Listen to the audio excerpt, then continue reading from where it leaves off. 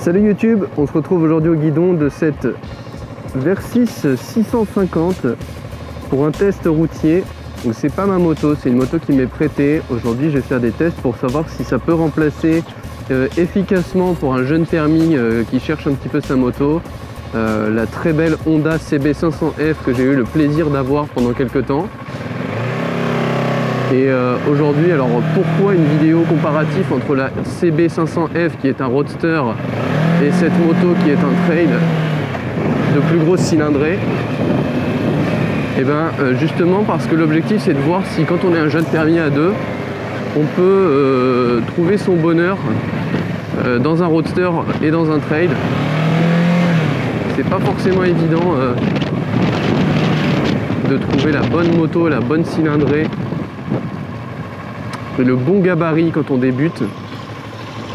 Et étant donné qu'on faisait pas mal de duos avec ma femme sur le petit roadster de Honda, c'est pas forcément adapté. Et du coup ça va être pas mal de voir un peu ce que ça donne sur un trail. Donc c'est la première fois que je teste un trail depuis que j'ai eu mon permis, donc ça fait un peu plus d'un an maintenant.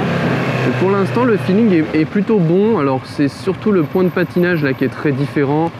Mais voilà, c'est une moto d'essai, ça n'a rien à voir avec la Honda. J'avais vraiment en tête qu'une Kawasaki, ça serait quelque chose de sportif. Étant donné, on a tous en tête la H2R, modèle ô combien mythique.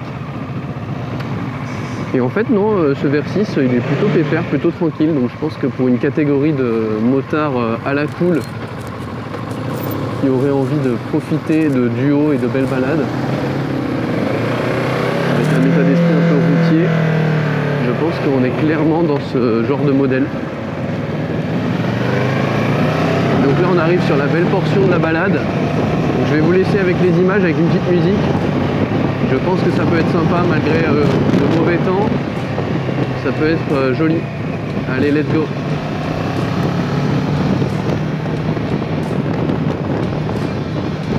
On retrouve dans cette moto un moteur bicylindre parallèle 4 temps à refroidissement liquide de 650 cm3, donc un moteur de 67 chevaux pour 61 Nm de couple dans sa version full à 7900 tours par minute et une boîte 6 rapports.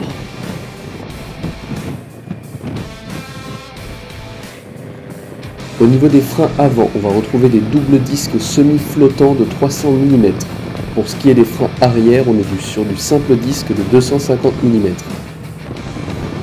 Au niveau des suspensions, on retrouve à l'avant une fourche télescopique inversée de 41 mm avec réglage progressif de la détente du côté droit et de la précharge du côté gauche, ainsi qu'un mono-amortisseur allongé et décalé réglable en précharge par molette déportée à l'arrière.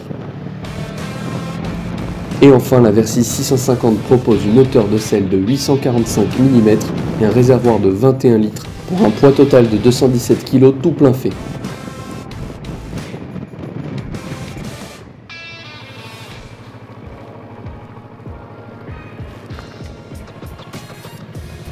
Et voilà, bien arrivé à Saint-Janet.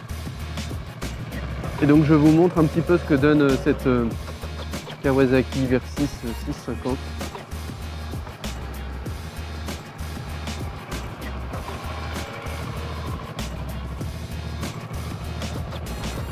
Donc ici il s'agit du modèle 2021, je ne l'ai pas précisé.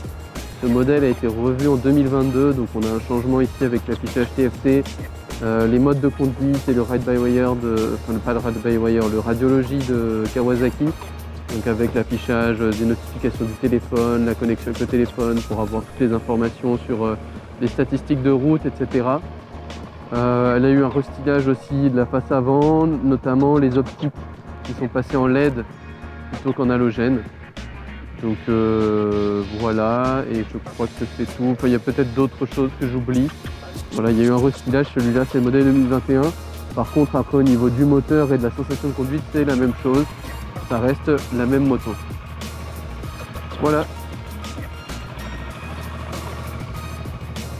Bon bah voilà pour cette petite balade. Je vais tranquillement redescendre sur Nice. Et voilà, j'espère que ça vous aura plu, j'espère que ça vous donnera des idées si vous cherchez votre véhicule.